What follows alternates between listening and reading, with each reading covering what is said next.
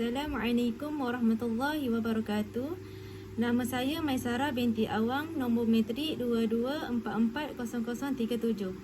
Saya pelajar daripada Kolej Universiti Islam Antarabangsa Sultan Ismail Petra, KIAS, dan merupakan pelajar dari kos Ijazah Sarjana Muda Pengajian Islam dengan pengurusan.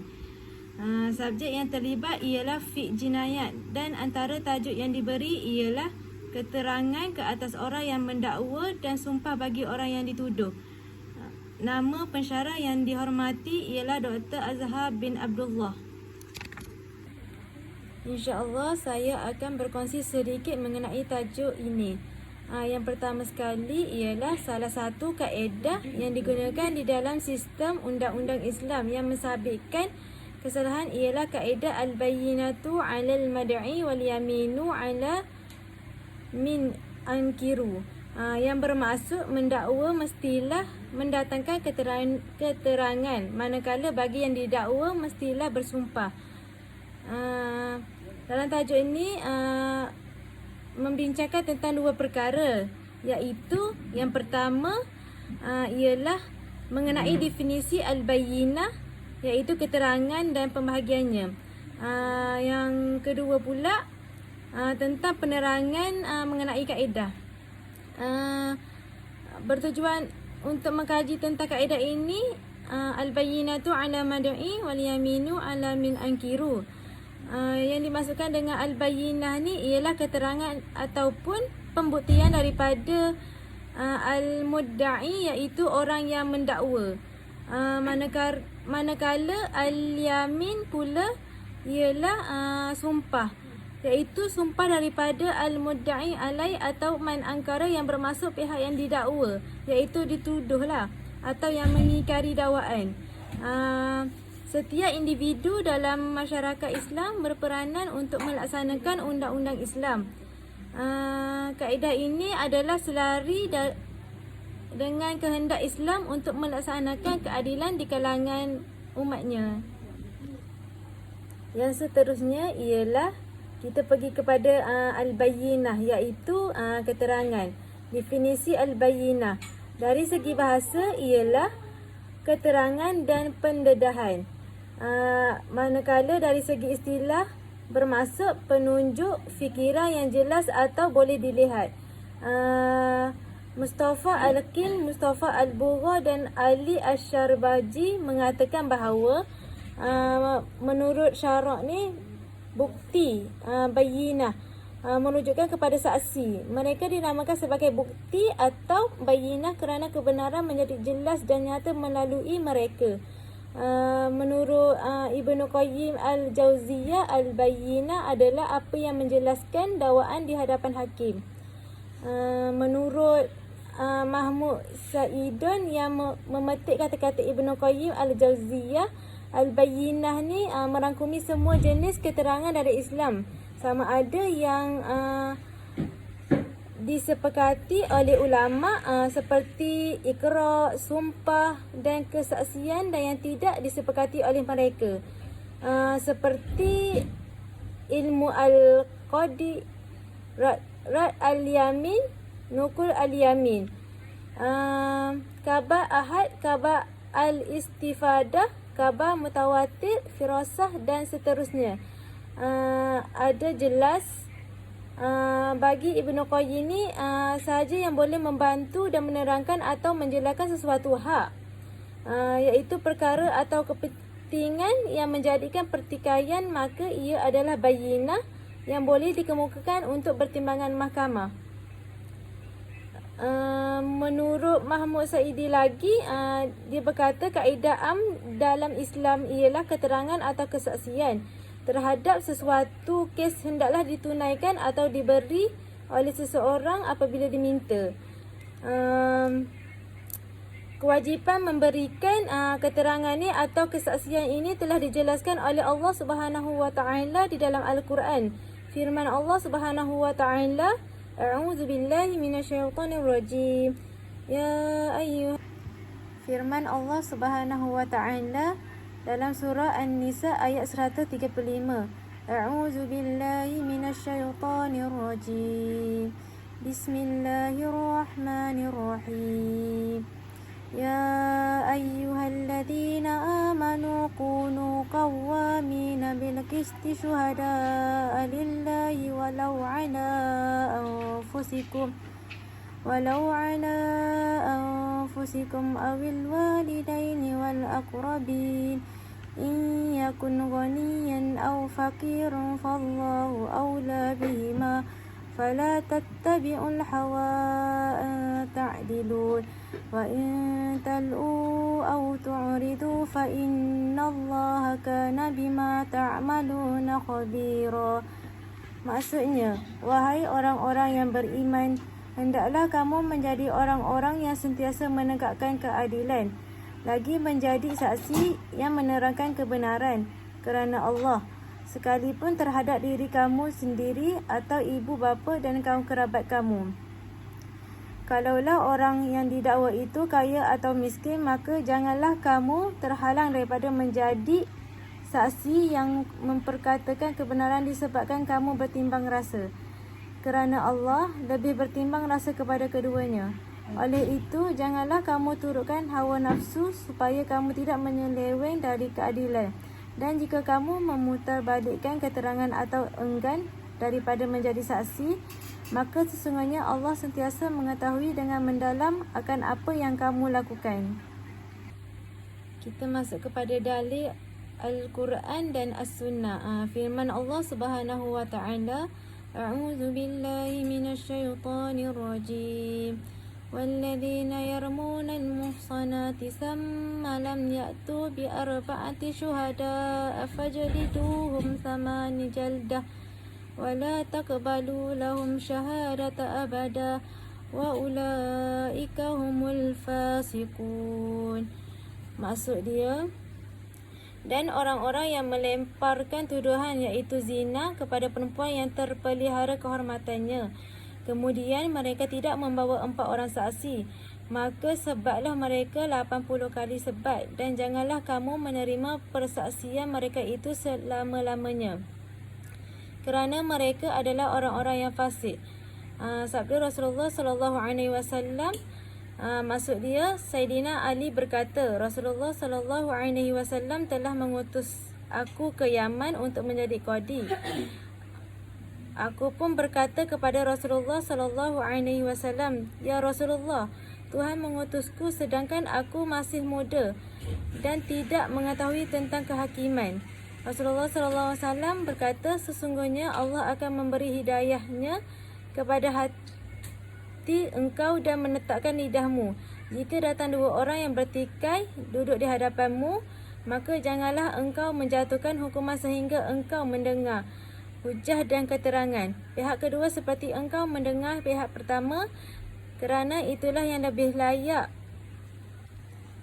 dilakukan agar jelas bagimu untuk menjatuhkan hukuman. Saidina Ali berkata, sejak itu aku tidak berasa sangsi dalam menjatuhkan hukuman. Hadis ini dengan jelas memberikan panduan kepada kita agar bersifat adil dalam mengendalikan perbicaraan, berlapang dada mendengar hujah dan keterangan pihak-pihak yang terlibat. Hukuman yang adil dan seksama tidak akan dapat ditegaskan jika keterangan dan hujah tidak dikemukakan dengan jelas atau pihak yang bertikai tidak diberi peluang yang wajar untuk membuktikan kebenarannya dan mempertahankannya haknya. Okey, kita masuk kepada jenis-jenis keterangan.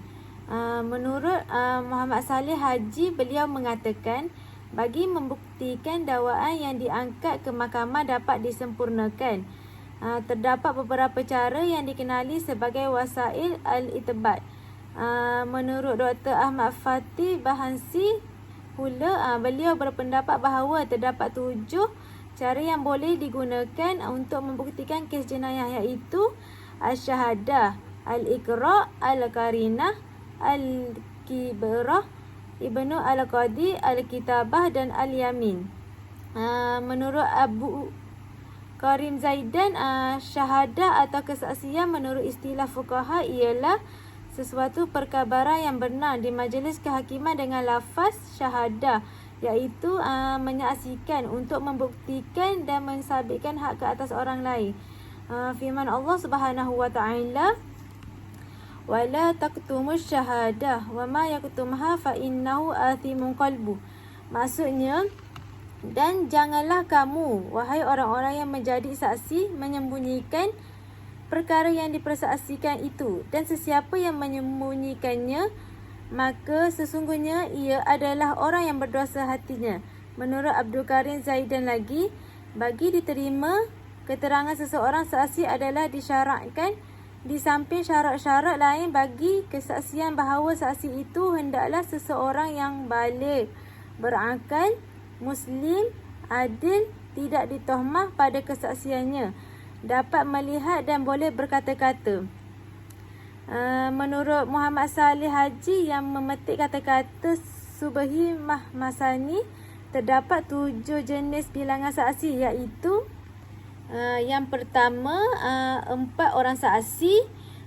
Semua mazhab dalam Islam telah berittifaq, iaitu bersepakat bahawa bilangan saksi dalam kes zina mesti 4 orang lelaki. Yang kedua, 3 orang saksi. Imam Ahmad bin Hanbal berpendapat bahawa mereka yang dianggap sebagai orang yang kaya mendakwa dirinya sebagai orang miskin, tidak diterima dakwaannya melainkan dibuktikan dengan 3 orang saksi. Yang ketiga, 2 orang saksi lelaki sahaja, iaitu keterangan ini memandai untuk membuktikan lain-lain kes apabila kedua orang saksi tersebut memiliki syarat-syarat kelayakan menurut syarak. Yang keempat, 2 orang saksi lelaki atau seorang lelaki dan 2 orang perempuan. Maksud dia, intifak semua mazhab menerima keterangan daripada mereka ini dalam kes-kes yang melibatkan harta. Mazhab Hanafi turut menerima kesaksian ini, seseorang lelaki dan 2 orang wanita, dalam semua perkara sivil termasuk nikah dan cerai. Tetapi tidak menerima kesaksian ini dalam perkara yang berkaitan dengan hak Allah, iaitu jenayah hudud. Sementara mazhab Zahiri pula menerima kesaksian jenis ini bagi semua kes yang berkaitan manusia dan juga hudud kecuali zina. Yang kelima, kesaksian seorang lelaki dan sumpah pendakwa. Jumhur fuqaha menerima keterangan ini kecuali mazhab Hanafi, Al-Azwa'i dan Al-Lat dan mazhab Maliki. Yang keenam, kesaksian wanita sahaja. Ulama bersependapat keterangan ini diterima bagi kes-kes yang pada kebiasaannya tidak dapat dilihat oleh lelaki. Walau demikian, mereka berbeza pendapat tentang bilangan saksi wanita ini sama ada 1, 2, 3 atau 4 orang wanita. Imam Maliki dan satu pendapat daripada Ahmad bin Hanbal berpendapat boleh diterima keterangan saksi 2 orang wanita bersama sumpah pendakwa dalam kes mal. Yang terakhir, kesaksian seorang lelaki. Ibnu Al-Qayyim sahaja yang menerima keterangan seorang lelaki yang dikenali dengan adilnya pada kes-kes selain hudud, kerana beliau berpegang dengan prinsip apa sahaja yang menjelaskan menerangkan hak, maka ianya adalah bayyinah. Kita masuk kepada al-iqra', iaitu pengakuan. Menurut Mustafa Al-Kin, Mustafa Al-Bugha dan Ali Ash-Sharbaji, dalam bahasa Arab, pengakuan disebut sebagai al-iqra', yang bermaksud penatapan. Menurut istilah syarak ni, pengakuan iaitu al-iqra' ni ialah pemberitahuan tentang sesuatu hak dan hanya sabit pada orang yang memberitahu. Ia juga disebut sebagai iktiraf. Firman Allah Subhanahu wa taala yang berbunyi, ya ayyuhalladzina amanu kunu qawwamina bil qisti syuhada'a lillahi walau ala anfusikum. Maksudnya, wahai orang-orang yang beriman, hendaklah kamu menjadi orang-orang yang sentiasa menegakkan keadilan, lagi menjadi saksi yang menerangkan kebenaran kerana Allah sekalipun terhadap diri kamu sendiri. Menurut Mahmud Saidun, terdapat beberapa syarat umum yang wajib dipenuhi dalam ikrar, sama ada yang berhubung dengan hak Allah ataupun hak manusia. Syarat orang yang berikrar ialah berakal, mumayyiz, tiada tohmah. Dalam perkara yang diikrar, ikrar diberi dengan sukarela dan taat. Orang yang berikrar itu diketahui dan dipastikan, dan perkara yang diikrarnya itu dimaklumi. Okey, kita masuk kepada Al-Yamin. Al-Yamin ni sumpah. Menurut Mustafa Al-Kim, Mustafa Al-Bugha dan Ali Ash-Sharbaji, dalam bahasa Arab sumpah disebut yamin, yang bermaksud tangan kanan. Perkataan yamin tu atau tangan kanan ini digunakan bagi merujuk kepada sumpah, kerana apabila mereka bersumpah, mereka akan berpegangan tangan kanan. Sumpah menurut istilah syarak ialah memperkukuhkan sesuatu perkara yang tidak kuat jaminannya pada masa lalu atau akan datang, untuk menafikan atau mengesahkan dengan menggunakan nama atau sifat Allah Azza wa Jalla. Firman Allah Subhanahu wa Ta'ala, لا يؤاخذكم الله باللغو في أيمانكم ولكن يؤاخذكم بما عقدتم الأيمان. Maksudnya, kamu tidak dikira salah oleh Allah tentang sumpah-sumpah kamu yang tidak disengajakan untuk bersumpah, akan tetapi kamu dikira salah olehnya dengan sebab sumpah yang sengaja kamu buat dengan bersungguh-sungguh. Menurut Mahmud Saidun, beliau menyatakan bahawa syarat untuk seseorang itu bersumpah mestilah seorang Islam mukallaf disertakan niat. Sumpah dengan nama Allah. Orang yang didakwa menafikan hak orang yang mendakwa, pihak yang menuntut meminta hakim memerintahkannya bersumpah. Sumpah dilakukan secara peribadi dalam kes lain hak Allah. Dalam kes yang boleh diikrarkan dan mendakwa, tiada keterangan yang kukuh. Kes yang boleh diikrarkan dan pendakwa tiada keterangan yang kukuh. Manakala Abdul Karim Zaidan pula menyatakan yang kena dakwa itu tidak wajib bersumpah kecuali apabila lengkap syarat-syarat berikut, iaitu yang pertama, yang kena dakwa telah mengingkari hak yang didakwa ke atasnya. Yang kedua, yang mendakwa menuntut yang kena dakwa itu bersumpah. Yang ketiga, hendaklah dakwaan itu sah. Yang keempat, hendaklah benda yang didakwa itu termasuk dalam kes-kes yang boleh dilakukan tuntutan bersumpah. Okey, menurut Said Ibrahim, sumpah hendaklah dibuat dan dilafazkan dalam mahkamah oleh orang yang mengingkari dakwaan atau tuduhan dengan menyebut salah satu nama Allah atau salah satu sifat-sifatnya. Misalnya, wallahi, demi Allah, atau warrahmani, demi Tuhan yang bersifat maha pemurah, dan sebagainya. Okey, kita masuk kepada al-qarinah, iaitu bahan bukti. Menurut Abdul Karim Zaidan, yang dimaksudkan dengan qarinah ialah tanda atau alamat yang dijadikan sebagai bukti wujud atau ternafinya sesuatu. Mahmud Saidun mengata bahawa takrif yang diberi oleh Abdul Karim Zaidan ini luas dan menyeluruh, mencakupi setiap sesuatu yang boleh dijadikan bukti atau keterangan bagi mensabitkan tentang ada sesuatu atau tiada sesuatu. Ia bermaksud ada atau tiada sesuatu boleh dibuktikan melalui qarinah. Perkataan sesuatu tu yang boleh dijadikan bukti itu mempunyai pengertian umum, sama ada ia boleh dilihat, dirasa, didengar, dipegang dan sebagainya. Firman Allah Subhanahu wa Ta'ala, surah Yusuf ayat 25 hingga 28, yang maksudnya, dan mereka berdua pun berkejaran ke pintu serta perempuan itu mengkoyakkan baju Yusuf dari belakang, lalu terserempaklah keduanya dengan suami perempuan itu di muka pintu. Tiba-tiba itu berkata kepada suaminya, tidak ada balasan bagi orang yang mahu membuat jahat terhadap isterimu, melainkan dipenjarakan dia atau dikenakan azab yang menyiksanya.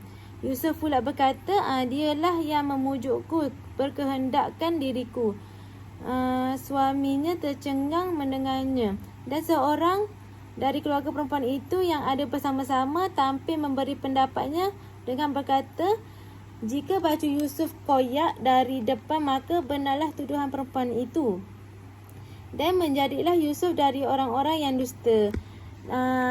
Dan jika bajunya koyak dari belakang, maka dustalah perempuan itu, dan Yusuf adalah dari orang-orang yang benar. Setelah suaminya melihat baju Yusuf koyak dari belakang, berkatalah ia, sesungguhnya ini adalah dari tipu daya kamu orang-orang perempuan.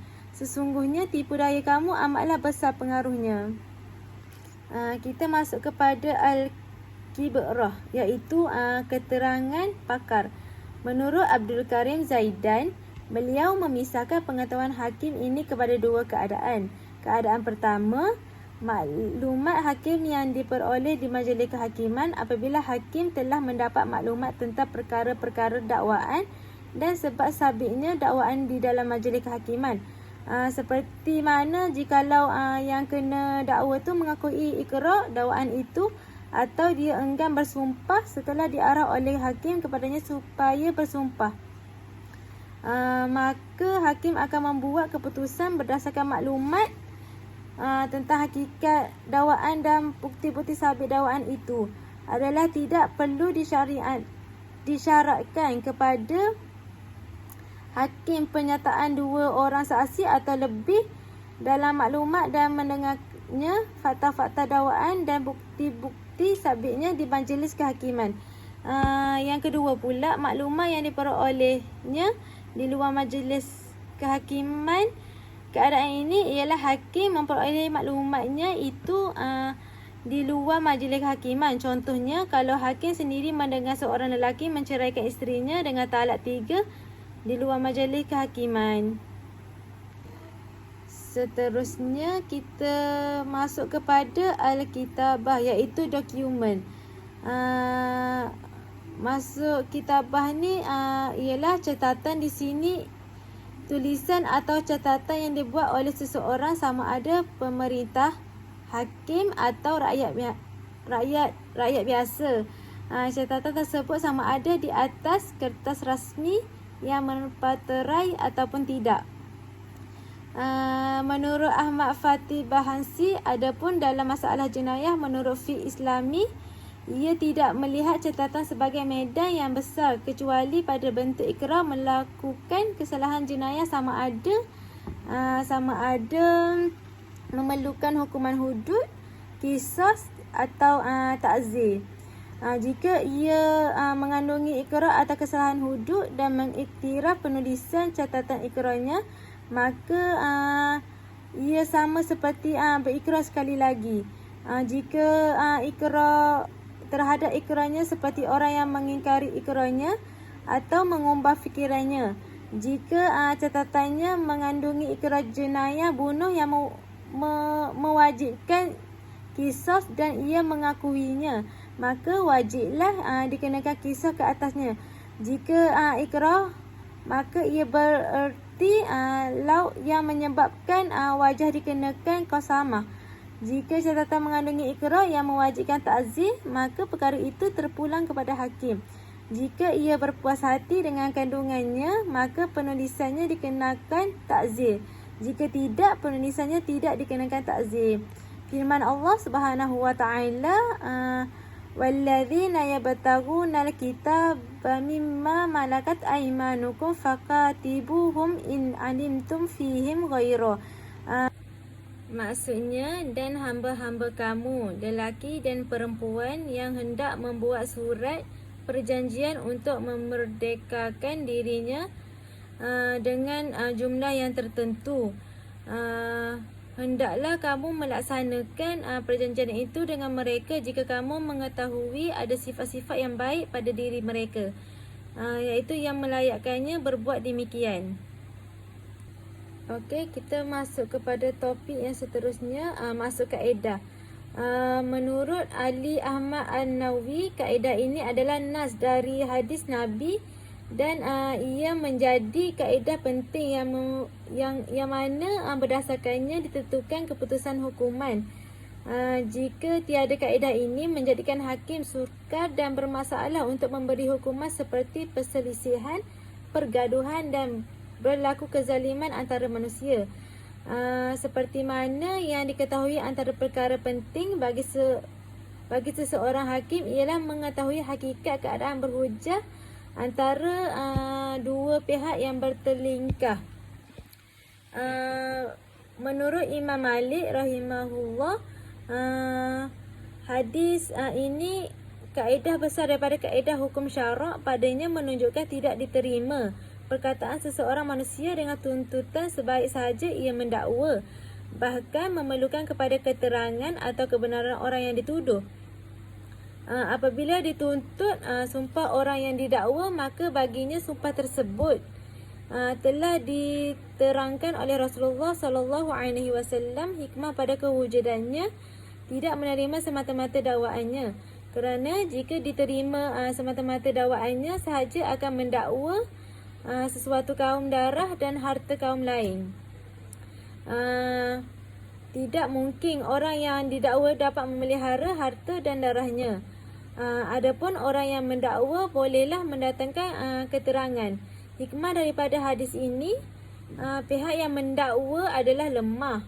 Kerana mendakwa sesuatu menyalahi zahir, ia perlu memberi hujah yang kuat bagi mengukuhkan dakwaan pihaknya yang lemah. Dan hujah yang kuat ialah keterangan atau bukti. Pihak yang didakwa adalah kuat kerana asalnya tiada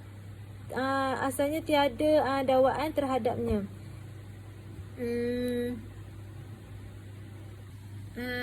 Dalil kaedah hadis Rasulullah sallallahu alaihi wasallam yang bermaksud daripada Ibnu Abbas radhiyallahu anhu bahawa Rasulullah sallallahu alaihi wasallam telah bersabda, jika semua dakwaan manusia itu diterima, maka orang-orang lelaki akan mendakwa dengan sewenang-wenangnya bahawa harta benda dan darah sesuatu kaum itu adalah miliknya. Akan tetapi keterangan al-bayyinah terletak di bahu orang yang mendakwa dan sumpah al-yamin atas orang yang mengingkari dakwaan ke atasnya, iaitu orang yang kena dakwa. Menurut Mustafa Al-Bugha, seorang hakim Muslim itu adalah diperintah agar memberi keputusan kehakimannya apabila wujud hujah yang membuktikan kebenaran, tidak kira orang yang mendakwa atau orang yang kena dakwa. Jika pendakwa mendatangkan hujah itu, maka dia berhak memperolehi apa yang didakwanya berdasarkan keterangan tersebut. Ini adalah sebagaimana sumpah itu adalah hujah pihak yang kena dakwa. Jika ia bersumpah, maka ia bebas dari dakwaan ke atasnya. Al-bayyinah ni iaitu keterangan adalah satu hujah yang kuat kerana ia adalah perkataan yang tidak ada kaitan langsung dengan pertelingkahan itu. Jadi al-bayyinah ni terletak di pihak orang yang mendakwa. Adapun sumpah iaitu yamin pula kekuatannya hujah adalah kurang dari al-bayyinah. Justeru ianya adalah perkataan salah seorang yang ada kaitan dengan pertelingkahan tersebut. Manakala orang yang kena dakwa tidak mendakwa sesuatu perkara yang tersembunyi, adapun sesungguhnya dia berpegang kepada asal sesuatu perkara dan penerusan keadaannya, maka sesuailah baginya hujah yang lebih lemah, iaitu sumpah yang diletakkan di pihaknya. Okey, kita masuk kepada kesimpulan dia. Apa yang kita dapat simpulkan ialah keadilan dalam perundangan Islam adalah bertepatan dengan kaedah al-bayyinah, al-mudda'i wal al-yami ala man ankara. di mana seseorang tidak boleh dengan sewenang-wenangnya mendakwa tentang sesuatu perkara tanpa mendatangkan sebarang bukti maupun keterangan. Setiap dakwaan ni dilakukan hendaklah berasas dan mempunyai bukti dan hujah yang kukuh. Kerana sekiranya setiap dakwaan ni dilakukan diterima, maka dikhawatiri berlakunya unsur penindas sesama manusia. Begitu juga dengan tertuduh yang didakwa yang mempunyai hak untuk bersumpah bagi membela diri dan haknya. Al-Bayyinah iaitu keterangan itu sendiri merangkumi kesaksian iaitu syahadah, pengakuan, iqrar, bahan bukti, karinah, keterangan pakar, al-khibrah, pengetahuan hakim, dokumen, al-kitabah dan sumpah al-yamin dan al-yamin iaitu sumpah. Manakala sumpah berperanan untuk menolak atau menerima dakwaan atau untuk meyakinkan kebenaran. Lebih utama ialah penjelasan tentang yang mana kaedah ini merupakan satu kaedah yang penting dalam kehakiman dan menentukan keputusan hukuman. Sekiranya tiada garis panduan ataupun kaedah yang seumpamanya, nescaya berlakunya kesukaran untuk melaksanakan keadilan dalam hukuman yang dituntut oleh Islam. Sekian daripada saya.